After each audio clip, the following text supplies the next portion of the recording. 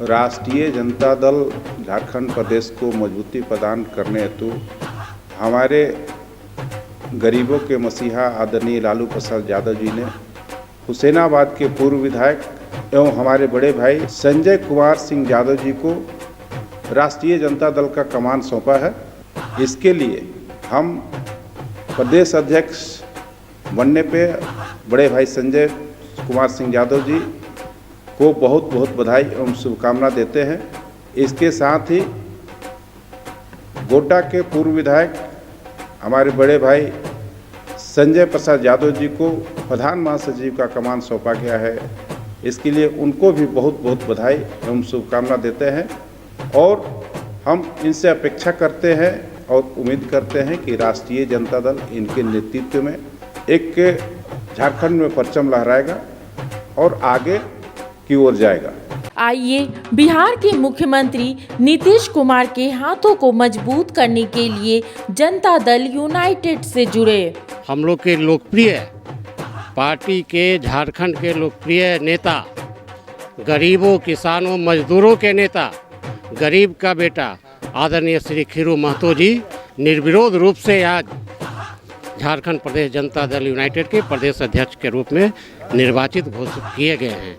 हम लोग को पूरी उम्मीद है कि आदरणीय श्री खीरू महतो जी के नेतृत्व में जो आने वाला जो 2024 और 2025 का लोकसभा और विधानसभा का जो चुनाव होगा उसमें आदरणीय श्री खीरू महतो जी के नेतृत्व में जनता दल यूनाइटेड झारखंड में प्रतिनिधित्व और परचम लहराने का काम करेगी, ये पूरा विश्वास है हम लोगों को।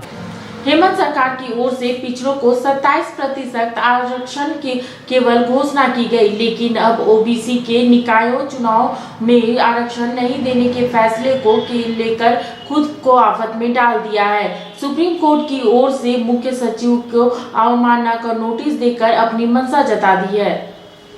झारखंड की हेमंत सोरेन सरकार ने पिछड़ों को 27% आरक्षण देने का वादा किया है। झारखंड विधानसभा से पारित करवाकर प्रस्ताव केंद्र सरकार को भेजा गया है और इसे 9वीं अनुसूची में रखने की भी मांग की गई है। केंद्र सरकार की ओर से जिस तरह का अभी तक कोई तो जवाब नहीं आया है, लेकिन अब पिछड़ों के आरक्षण के सवाल पर हेमंत सोरेन की फजीहत होनी तय है। झारखंड सरकार को सर्वोच्च न्यायालय ने नोटिस थमाया है और अवमानना का नोटिस थमाते हुए मुख्य सचिव सुखदेव सिंह को हाजिर होने को लिए कहा गया है। सर्वोच्च न्यायालय ने यह नोटिस सांसद चंद्र प्रकाश चौधरी की ओर से सर्वोच्च न्यायालय में दायर की गई अवमानना याचिका पर किया। न्यायालय में सुनवाई के दौरान प्रार्थी की ओर से वरीय अधिवक्ता अमित कुमार ने पक्ष रखा है। चंद्र प्रकाश चौधरी सर्वोच्च न्यायालय में झारखंड सरकार के खिलाफ झारखंड में बिना ओबीसी आरक्षण के नगर निकाय चुनाव कराने के विरुद्ध अवमाननावाद की याचिका दायर की है। याचिका में कहा गया है कि झारखंड सरकार ने पंचायत चुनाव के पहले सर्वोच्च न्यायालय में जो शपथ दायर किया था उसका पालन नहीं किया गया। सरकार ने उक्त शपथ पत्र के विरोध में बिना ओबीसी के आरक्षण का निकाय चुनाव कराने का फैसला ले लिया। सांसद चंद्र प्रकाश चौधरी ने इस साल हुए पंचायत चुनाव से पूर्व सर्वोच्च न्यायालय में ओबीसी आरक्षण लागू करने के संबंध में एक याचिका दायर की थी। तब झारखंड सरकार की ओर से सर्वोच्च न्यायालय में शपथ देकर बताया गया था कि ओबीसी आरक्षण से संबंधित ट्रिपल टेस्ट प्रक्रियाधीन है और झारखंड सरकार भविष्य में होने वाले चुनाव में ट्रिपल टेस्ट की प्रक्रिया को पूरा कर सर्वोच्च न्यायालय की ओर से ओबीसी आरक्षण के संबंध में दिए गए निर्देश का अनुपालन करेगी।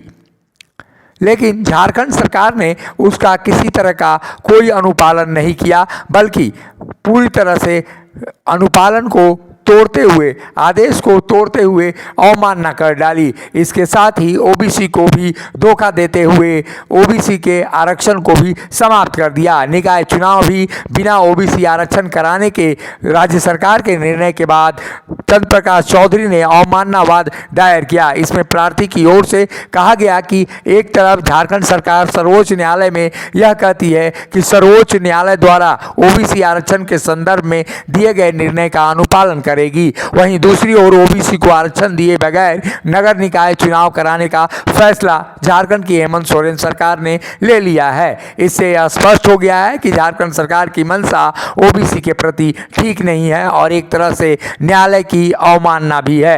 ऐसे में सवाल अब बड़ा खड़ा हो गया है कि एक और हेमंत सरकार की ओर से पिछड़ों को 27% आरक्षण देने का नाटक करना और वहीं उसके अधिकारों को जिस तरह से कुचला जा रहा है और हाल के दिनों में जो आरक्षण की प्रावधि झारखंड में निकाय चुनाव और पंचायत चुनाव में थी उसको समाप्त करते हुए बिना आरक्षण के चुनाव कराना ये कहाँ तक उचित है। ऐसे में केंद्र की सरकार के अलग से हटकर सर्वोच्च न्यायालय ने जिस तरह से हेमंत सरकार को आईना दिखाते हुए कानून की अवमानना और सर्वोच्च न्यायालय की अवमानना करने की नोटिस दी है, उससे यही लगता है कि आने वाले दिनों में मुख्यमंत्री हेमंत सोरेन की सरकार की मुसीबतें और भी बढ़ने वाली है। वहीं ओबीसी आरक्षण को लेकर उनको स्पष्ट करना ही होगा कि आखिर वो क्या चाहते हैं।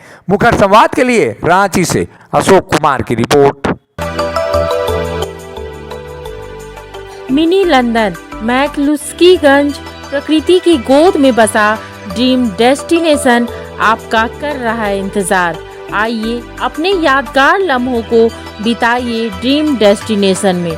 राजधानी रांची से महज 50 किलोमीटर दूर आपका अपना ड्रीम डेस्टिनेशन।